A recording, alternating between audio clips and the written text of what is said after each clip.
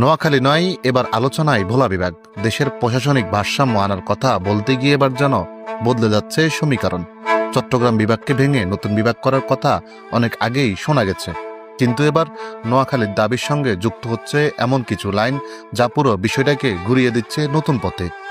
Social মিডিয়ায় এখন ছড়িয়ে পড়েছে নতুন স্লোগান, ফেনী নোয়াখালী লক্ষ্মীপুর ভাই ভাই, চাঁদপুর ভোলা থাকলেও আমাদের আপত্তি নাই, নোয়াখালী বিভাগ চাই।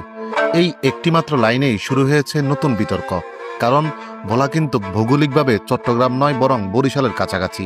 তাহলে নোয়াখালীর সঙ্গে ভোলাকে জুড়ে দেওয়া কতটা যুক্তিযুক্ত?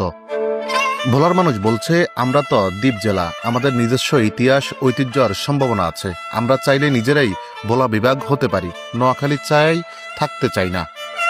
ভোলা বাংলাদেশের সবচাইতে বড় দ্বীপ জেলা। এখানে আছে বিশাল নদীবন্দর, মেঘনা ও তেঁতুলিয়া নদী ঘিরে সমুদ্রগামী যোগাযোগ, গ্যাস ক্ষেত্র, কৃষি উৎপাদন, মৎস্য সম্পদ আর পর্যটনের অপার সম্ভাবনা।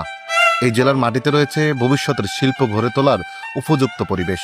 বলা হতে পারে দক্ষিণ উপকূলের বাণিজ্য জ্বালানির কেন্দ্রবিন্দু।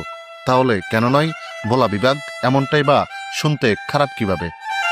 অন্যদিকে নোয়াখালীর লোকজন বলছে, অর্থনৈতিকভাবে শক্তিশালী বিভাগ গঠনে ভোলার মতো জেলা যুক্ত হলে পুরো অঞ্চলটাই লাভবান হবে।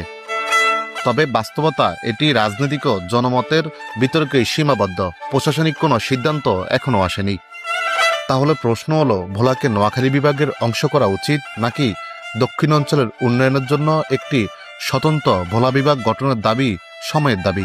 আপনি কি মনে করেন?